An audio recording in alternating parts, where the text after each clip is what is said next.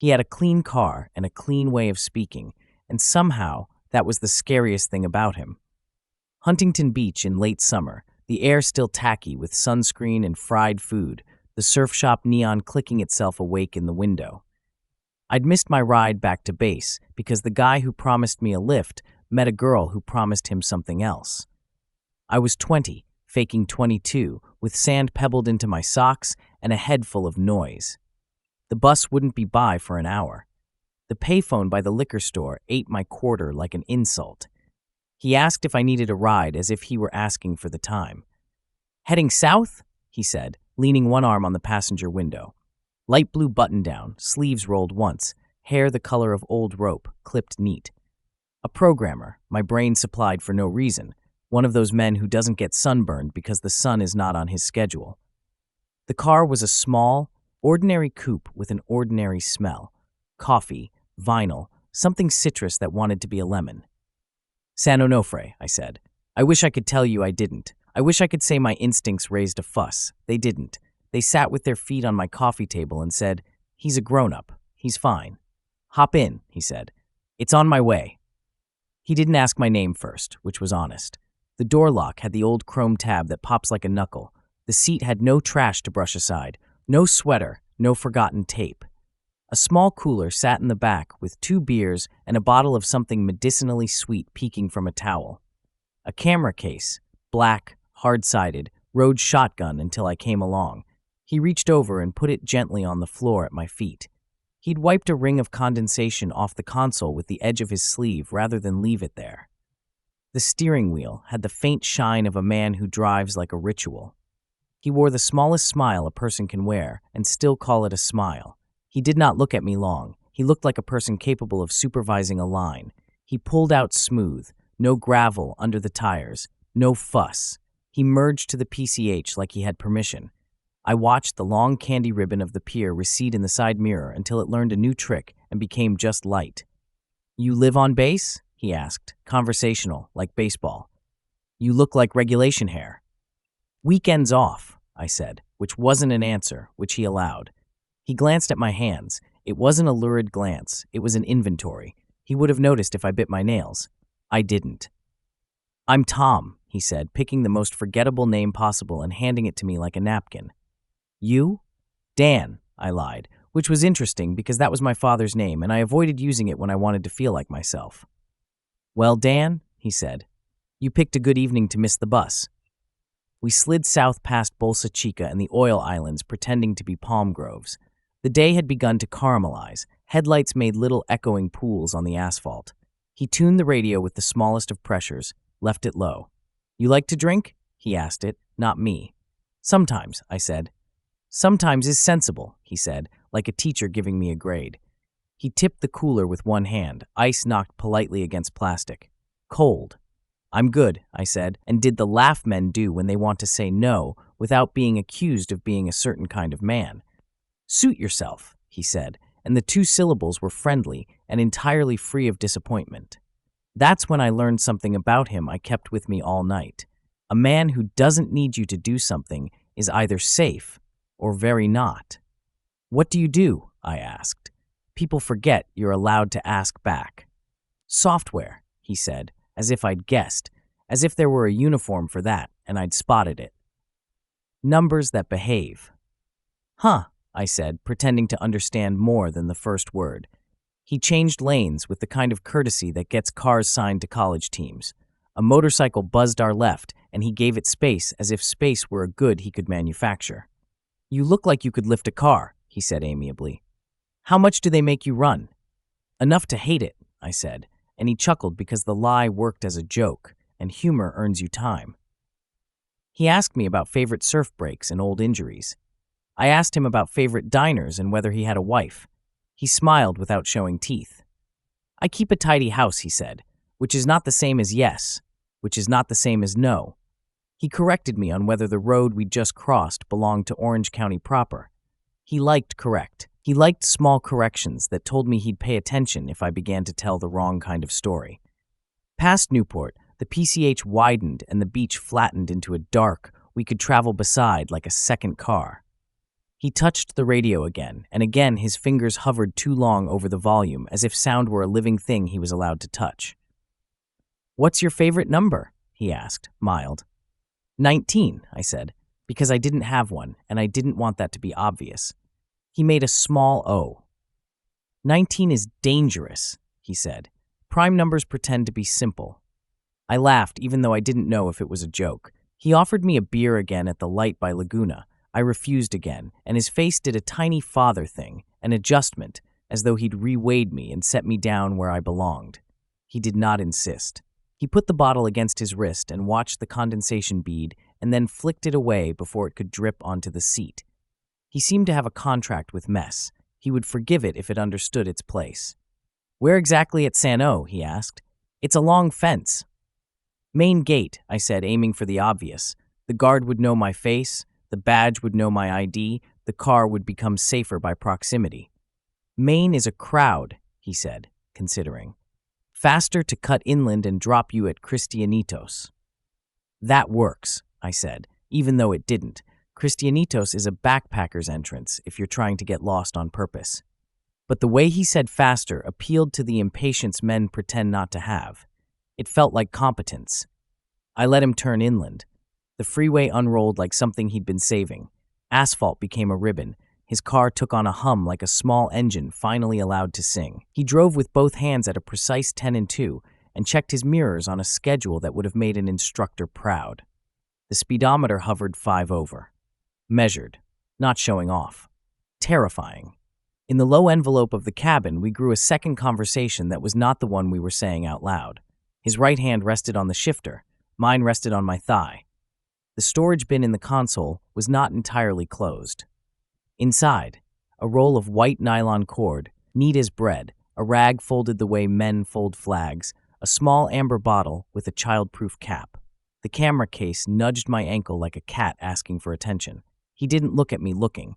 That's how I knew he wanted me to, in the same way a magician wants you to look where he says, while the other hand does its work.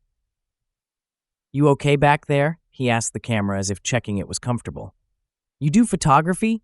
I asked, because someone had to. "I like to remember," he said, mild, as if that were a healthy hobby. His mouth made a shape like a compliment for the road signs when they did their job cleanly. "What do you remember the most?" I asked.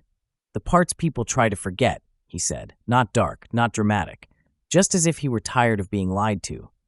At a long, unlit stretch, he tapped the turn signal and didn't exit, a courtesy without action, then did it again 3 miles later and did exit, knife clean into a road that had fewer lanes and more shadows. He could have told me then that he'd remembered I had said the main gate and that we were cutting back to it. He didn't. He let the air hold the uncertainty the way some men let a woman hold the check until she offers again. "How old are you, Dan?" he asked, putting a speed bump in my lie like a cop would. 21, I said, upgrading.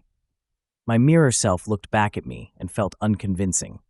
He allowed the number because he had the correct one somewhere else in his mind and could afford to let me have mine. He offered the beer a third time. The bottle cap had a small half moon missing from its edge, where a man opens it against a counter when he can't find the opener.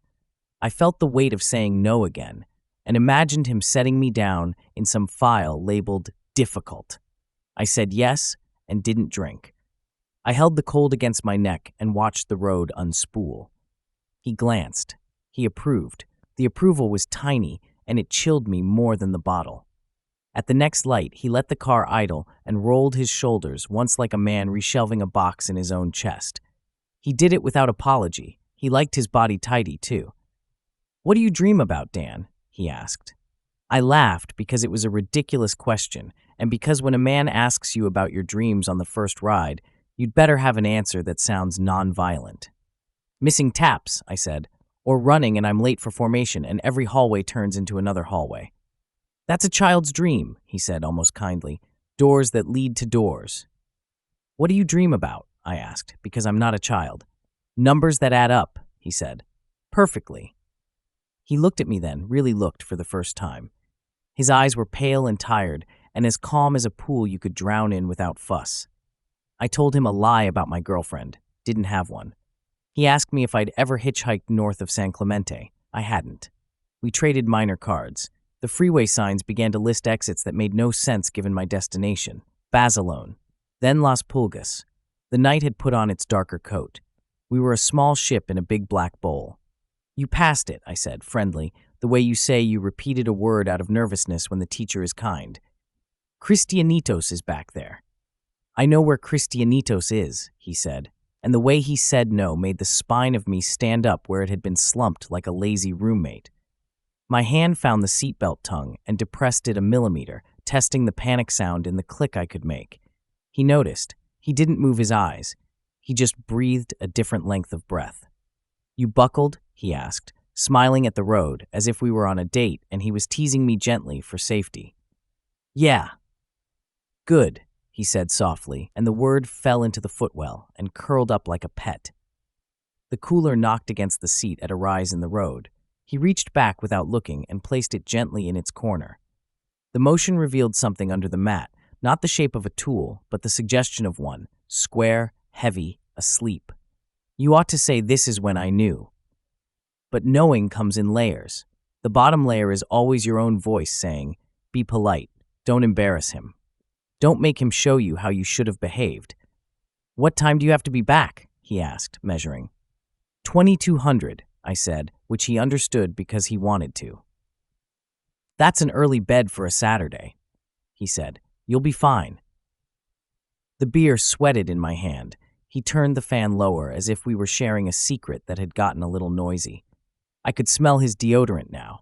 I could smell the road's warm animal stink coming in through the vents. I could smell fear when it found a seat between us and put a hand on my knee as if to comfort me. You seem nervous, he observed, not scolding. Interested, like a man watching an engine idle. Long day, I said. He said, which is a good thing to say when someone is lying to you and you plan to be patient about it. He took an exit that led straight into darkness. No gas stations, no grocery store, proud to be open signs. Just a service road and a pullout where the two of us could have been the last conversation left in the state of California. He parked. He cut the engine. The sky gathered its thoughts. You going to show me something? I asked. It came out steady because I have practice sounding steady when I am not. I'm going to fix something, he said. He set his hands on the wheel at 12 and 6 and squeezed once as if testing a patient's pulse. Get out a second and help me. The trunk sticks. I did not. I watched his jaw make a quiet decision that did not require my input. He removed the keys. He put them in his shirt pocket like a promise. Then he reached down under the seat and slid the idiot hidden thing of men. Nylon hissed, metal whispered. When he looked at me again, the blue of his eyes had cooled, not like water, like steel in the shade. Let's go, Dan, he said, finally using my name like I owed him something for it. Why me? I asked, stalling, and meant it. He thought about giving me a line. He rejected it. Because you were there, he said, and because you said yes. You've done this before, I said. Lots of things, he said gently, and smiled for real. And that was when my body did not ask me anything else. It just moved. My thumb popped the belt. My hand found the door. The click was as loud as a sermon. He did not reach for me. That frightened me more than if he had. You're making this messy, Dan, he said, disappointed, like we had agreed to make the bed even though we were late for work. You like tidy, I said. So do I. I opened the door. The night was right there, big as an ocean. The air hit my face and slapped me into a narrower version of myself that could fit through small holes and move quickly. He sighed. He didn't curse. He didn't shout. He put his hand on my forearm with a pressure that was an idea and not a bruise and drew me toward the back of the car like a man summoning a dog that belongs to him on weekends. Breathe, he coached, as if preparing me for a medical procedure. It's easier if you breathe. Then you breathe, I said, and I don't know where that came from. Maybe the part of me that does not like being given advice by men who don't intend to take any. He breathed. I did too. The trunk lid went up with a sound that would make me flinch in supermarkets for years. The spare tire, the tool roll, organized, a folded gray blanket like the ones men keep in trunks in case they need to be good Samaritans in the kind of stories where no one ever is. He reached into the tool roll. The nylon cord gleamed like clean teeth. Hands, he said softly. No, I said even softer. He paused, not because I'd surprised him, but because he enjoyed rehearsed pauses. He let the words sit on the lip of the trunk and cool. "This isn't personal," he said, and his voice held not a fiber of anger. "It is for me," I said. "I'm very good at this," he said, which could have been boast, except it wasn't. It was the sigh of a man telling you the coffee shop you picked has burnt beans, but he'll drink them anyway. "You will help me be good at it, and you will make it easier on yourself." "How?" I asked, and the question walked us both forward a step. He liked that I'd asked the right one. "You will listen," he said. "You will not fight in the wrong places." "They say compliance keeps you alive," I said. "They also say the opposite." "They," he said, and there was kindness in the syllable. He did not rate they highly. "They talk a lot." He put the coil on the lip of the trunk. He took a card out of his shirt pocket and set it beside it. Not an ID, not a credit card, a small piece of paper with a line of typed words too small to read in the dark and a single pencil mark next to one of them. He put his finger on it the way a man points to an item on a menu a friend should try. "What's that?" I asked. "Because buying time is putting pennies into a jar. You'll still be poor, but the sound can calm you." "Notes," he said, "for later." "For remembering," I said, thinking of the camera snug against my foot. My stomach went cold in a new way, a clean way, like the kind of cold that keeps meat safe. I decided I would survive, which is a decision, not a prophecy. "For counting," he said, and smiled so gently my scalp prickled. He waited for me to look away. I didn't. He liked that, too. He liked metal. It made numbers brighter. We stood in the big, indifferent night, two men pretending it was a conversation. The freeway hissed a half-mile away like a distant animal. The moon had the decency to stay out of it. "You could let me go," I said, and meant it like a neighbor suggesting you take the trash to the curb now before you forget. "I could," he agreed, and set the card down with the rest of his tidy tools. He looked at me the way a man looks at a machine and decides which part is going to break first. But that would make the rest of it meaningless. "What's the rest of it?" I said, and he did me the courtesy of telling a kind of truth. "Finishing," he said. I have been told that at this point, the smart thing would have been to run. But where? Flat ground in all directions, an on-ramp curving up to a freeway that would eat me alive if I took 2 steps wrong. My legs were strong. His patience was stronger. He had made a world that fit in the space between his hands, and I had stepped into it and said, "Nice car." "Turn around," he said, and if you've never heard a man say that exact thing with that exact tone, polite as a maitre d', final as a door, then I hope you never do. He reached and touched my elbow in a way that should have been courtly. It was a small, well-rehearsed pressure. I turned a quarter, not half. I gave him the minimal version of what he asked. He noticed. He respected it. He liked bending things more than breaking them. "Hands," he repeated, and I gave him one, palm up, as if for a handshake. He wrapped the nylon, and I watched his fingers, efficient, not rushed, and I told him a story I invented at the pace of his knots. "There's a checkpoint near the main gate," I said. "Sometimes they do random breathalyzers. You probably know that." "Sometimes," he said. "They're doing one tonight." I lied, which could have been true. The CHP loves a Saturday. "You'll want to take the far right lane because the cones are sloppy." "Do they still ask for base ID?" he asked conversationally, as if verifying a small fact for a map he was drawing on the inside of his eyelids. "If you look like you know where you're going, they wave you through." "Do I?" he asked, surprisingly childlike. "You look like you live in the control tower," I said, and he laughed, once small and genuine, and the nylon paused for half a second because laughter is messy and he loved tidy. "Dan," he said, and his voice did a thing like regret, "you're very clever." "That's not a crime," I said. "It is tonight," he said gently. He took my other hand. He did not hit me. He did not shout. He did not threaten. He simply continued a task he'd begun and intended to finish. He stepped in close enough that I could smell his skin under the deodorant, the faint, chemical sweet of the amber bottle in the console, and something that reminded me of pencil shavings. He tied in a way that would not leave obvious marks if I made it through the next hour, which told me he had made it through hours with other men who didn't. He finished with a neat tucked tail. He admired his work with a fondness that startled me. Then he said, "Good," again, in that same soft voice, and I hated that word enough to live through it. He reached into the trunk for the folded gray blanket. "Wait," I said, and gave him my best idea, which wasn't good, it was immediate. "I have to piss." He blinked slowly, and in the blink I watched a calculus I wasn't invited to, and then he nodded once because mess, but also mess. "Face the road," he said. "Hands where I can see them." "My hands are where you can see them," I said, and turned exactly enough to give him the shape he wanted and the angle I wanted. He watched the ditch. I watched the shoulder. Headlights far off crested a hill and skimmed parallel like a coin tossed by a god too bored to aim. He watched those too. I did what I said. I made it noisy. I made it as animal as I could. I bought myself the next 60 seconds with something as stupid as being a body. He put the blanket back down because he is the sort of man who does not juggle tasks when a new variable arrives. He shifted his weight a degree to the right so he could see the road. He did not hold the nylon loop. He trusted it.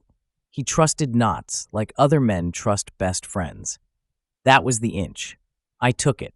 I spun the half-turn I had saved myself and drove my bound hands into the edge of the trunk where the latch lives. It gaped a fraction, and the lid jumped a polite inch. Not enough. He moved fast enough to earn the car's respect, and his hand came down on my shoulder with force civilized into efficiency. I committed and brought my head forward and slammed it into the rim of the open lid. It hurt like stupid. The latch opened the rest of the way, and the lid came down and bounced, and his hand jerked up automatically to arrest it. He caught things. It was his nature.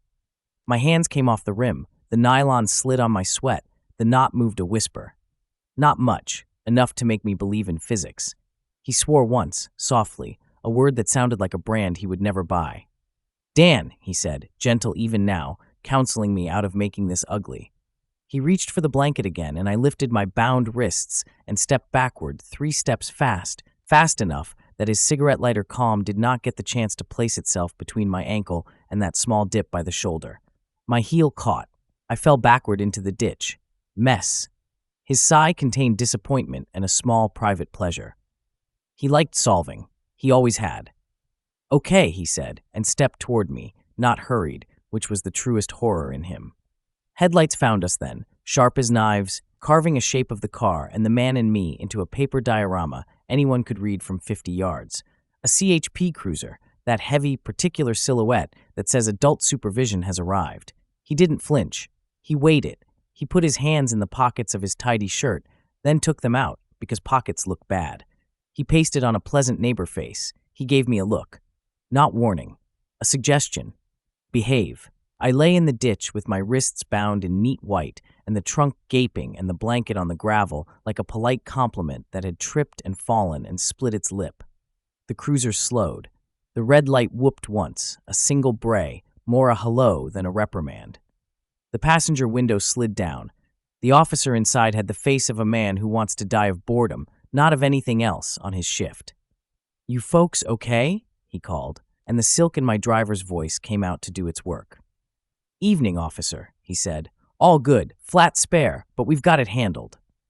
He glowed under the patrol light like a saint in a bad painting. The officer squinted.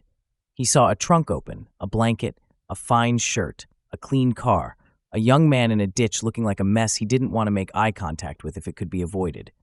He saw a lot of calls he'd rather make and a stack of paperwork he'd have to do if one thing were not exactly the right shape. "Sir," I said, and put a sound in the word I have only ever let myself use in church, and only once, when I meant it. He looked at me. He saw the nylon. He blinked, and then the boredom left his face and a certain kind of house-trained violence replaced it, the good kind. "Step out of the vehicle," he said to my driver, and my driver did not. He did exactly as much and no more. He smiled, he set his hands where more people could see them, and he said, "Of course," and then, "We can all be reasonable," and reached for the lid of the trunk with that careful tenderness, closing a thing that was rude enough to be open. The officer opened his door. "Help," I said, and it wasn't loud, but you don't need loud when a man has been waiting all day for something that isn't routine. The officer's partner got out the other side, the way partners do when they've agreed on a list. "Hands." light, words. You make a circle with procedure, and you stand in it. "Stay down, son," the first officer said to me, and I did, because for once I liked being someone's son. The other one approached my driver and asked for license and registration as if the question were a spell that makes cars reveal their worst secrets. He did not run. He did not argue. He did not reach for anything that would be a mistake. He took a breath and considered whether neatness could save him one more time. I watched his face in the patrol car's light, the way it smoothed itself, how he enjoyed this part too, the test, the little performance. He cataloged the officers the way he had cataloged me, the ring mark on one's finger, the calendar rolled under the dash that means he has kids with games on Saturdays, the sharp crease in the pants that implies a man who cares. He set himself to pass. The knot on my wrist loosened in a slow, righteous millimeter. He had said he was good at this, and he was. He was very calm when calm makes people stupid. He was good at the kind of conversation men have under fluorescent lights. He knew which words would make him look like a civic man with a slightly embarrassed young friend who had had a little too much to drink and fallen into a ditch. He began to smile. He began to explain. He began to tidy everything again with sentences. "Hands," the officer said, putting a small, blessed, ugly shape into the night, and my driver, who loved neatness more than he loved me, obeyed. The knot came free, and I brought both hands up like a prayer I hadn't rehearsed. The second officer's flashlight drew a hard white line across my wrists and the way the nylon had kissed them. "You put that on yourself for fun?" he asked, which I recognized as police, for I'm on your side. Say the thing. "No," I said. "He did. He said we were going to fix something." My voice shook the way a tent does when wind starts to have a good time. "Sir?" The first officer said to the man in the tidy shirt, his tone now all edges. "Turn around." He did, mildly, as if they'd asked him to face a camera. He presented his wrists without being asked, the way well-trained dogs bring you the leash. He adeptly stepped once to the side so the open trunk did not figure in the tableau. Order even now. The officer improved the composition by stepping him back in front of it anyway. He noticed. It pinched his mouth. "Is there anyone else in the vehicle?" the partner asked me. "There was going to be," I said, and my throat closed around something that had my name on it. "Me." "Sit tight," the partner said, which is never what sit means when someone with a badge says it. He moved past the tidy man without turning his back on him, his light writing proofs on the blanket, the trunk interior, the cable of white, the bottle in the console, the camera case. Tidy offered a sentence. "Officer, I think we're all a bit excited here," he said, reaching for that word the way a southern ant reaches for a fainting couch. "You're under detention," the first officer said, and Tidy's face did a small, nearly imperceptible thing, a shrug from inside the bones, as the man submitted to the liturgy of hands behind back and metal speaking in ratchets. The moment the cuffs were on him, he became a different species of human. Object, not subject. He did not like it. He masked it. My wrist still sang with the memory of the nylon in a key that harmonized exactly with the metal now closing around his own. I did not enjoy that symmetry. I simply noted it, which is a way of not going crazy while the part of your night with the most color drains into black and white. "Name?" the first officer asked my driver. "Thomas," he said without lying about that part of himself tonight. "Thomas will do." He smiled at me as if we were both about to admit that this had gone a little sideways and be adults about it. The officer walked me out of the ditch, one big hand under my elbow so gently my eyes burned with how unfair it is to be treated with care at the exact second you become aware of everything you don't deserve. The nylon dropped into the grass like a snake with a broken back. I looked down and hated it and loved it because it had put a visible boundary in a night that had been all implication. The officer cut at the leftover loops with a small knife he wielded like a man who opens packages at Christmas. "You hurt anywhere?" he asked, scanning me like a mom checks a kid who fell off a bike. "He tied me," I said, stupidly, as if he hadn't seen it. He said we were going to fix something." "We're fixing it," he said, and the grammar soothed the mammal in me. The partner was putting on gloves the color of the ocean when you shouldn't go in it. "We have an open container violation," he called. The professional's way of saying we have 10,000 more serious things, and we're going to start with this because the world likes doors that open quietly. He held up the amber bottle. Labels scraped. He set it down in a way that recorded the setting down.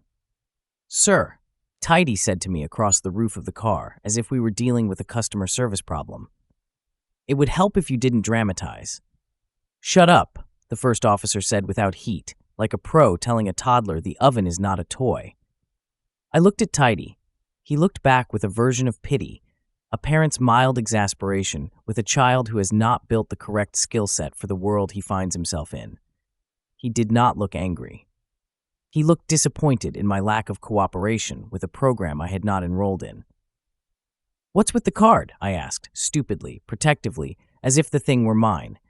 The partner paused. He reached down and pinched the little slip in his gloved hand, the way a man picks up a sharp thing when he knows it will cut truth as easily as skin.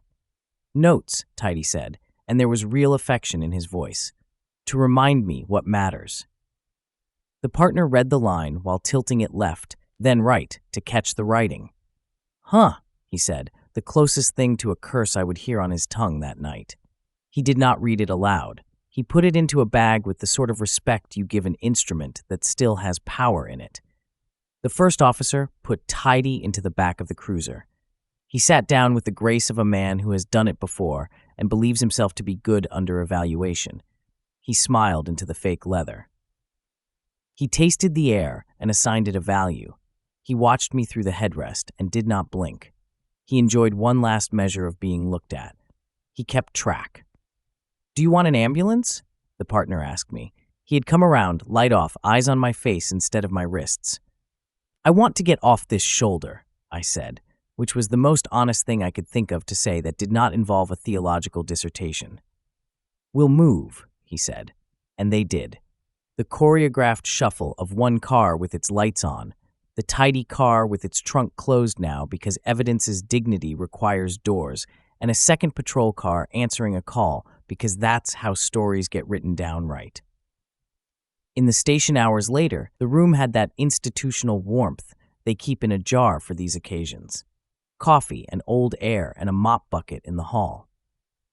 A detective with a face like a reusable grocery bag introduced himself and put my name on a small tag in his mind where it would not get lost.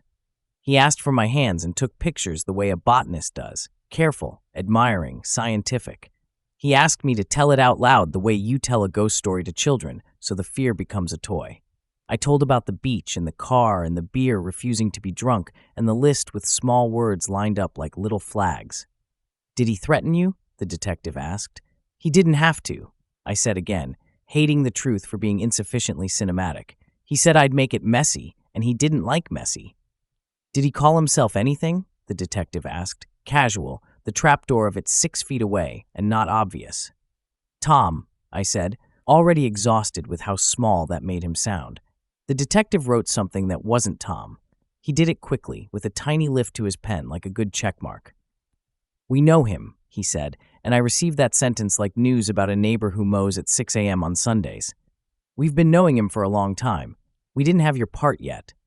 He looked tired in a way that had nothing to do with the hour. "You okay?" he added, secondary, an indulgence. "I can be," I said. He nodded, accepting that as a plan with a good chance of success. They let me see him, in profile, through glass, Tidy on a chair, the cuffs no longer on, but in the room like a promise.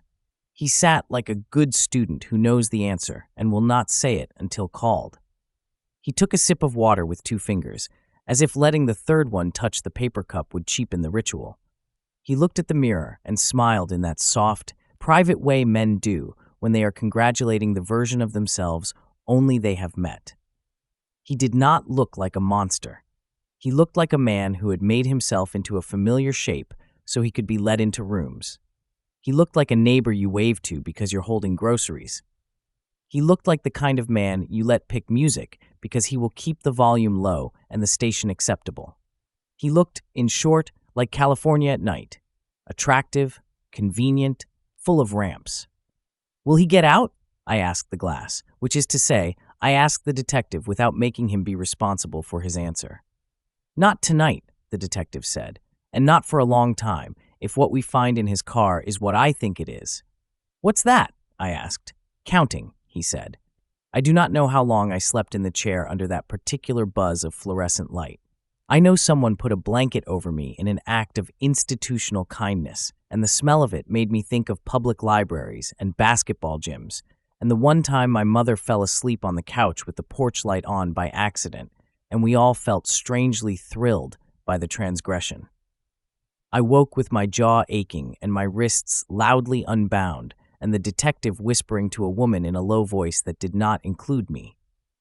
He saw my eyes open and gave me a nod that meant the line moves forward. Do you want to know his name? He asked me, and I felt the floor tilt because I had been waiting, and also because I had been enjoying the free-floating quality of not naming a thing that knows your face. Not inside the story, I said. Tell me at the end. He smiled, the sad way cops do when someone says a sentence that keeps them human. They stopped calling him Tom. They said the other name in rooms that had tolerated him for years, the company cafeteria, the condo parking lot, the bar where he didn't spill. The news said it like a dare. A dozen departments called a dozen others. A task force that had lived in pencil got ink. Men who had retired woke up to phones that remembered how to ring. Out of his car came a ledger you could hide in a pocket. Out of his trunk came a series of nouns that shouldn't be in trunks. Out of his life came photographs with the brightness wrong and the composition too proud. Out of judges' file drawers came warrants somebody had already drafted in their heads and just needed to find the right signature for. I kept my life small because it helped. I parked in a different spot, learned a guard's name, bought a watch with a second hand to make the hours behave. The boys on base made jokes that were actually a way of checking each other for signs of fear. You need a ride, princess? Ask him his favorite number first. We made ourselves monsters in small ways and then stopped, chastened by the size of the real one. In the hearing room, he wore restraint like an accessory. He watched the ceiling when he wasn't allowed to look at us.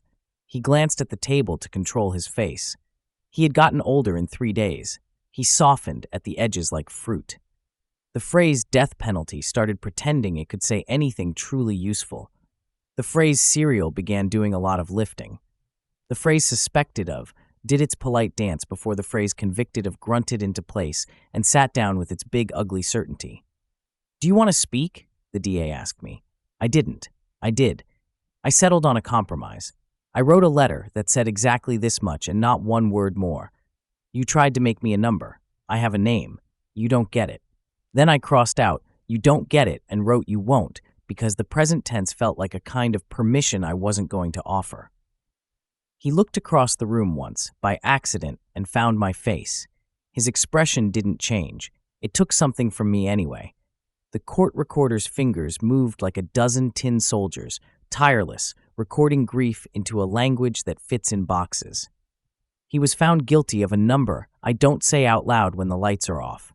The kind of number that brings other numbers with it and sits on your chest until you turn on the lamp and tell yourself it's over. He got the sentence the state can threaten a man with and still call itself civilized. He went to a place by the water where the fog rolls in and the gulls argue and the prison eats decades one Tuesday at a time. I had nights, of course, loud ones, and the other kind, the kind that sneak. A paper bag crumpled the wrong way, I ducked. A camera shutter in a neighbor's hands, I went cold. A man at a party asked me if I wanted a drink in the exact cadence and with the exact small smile, and I put the beer down like it had bitten me and said no with my mouth, and I saw you with my eyes, and he backpedaled smooth and harmless, and I felt ridiculous and then alive. Both are allowed.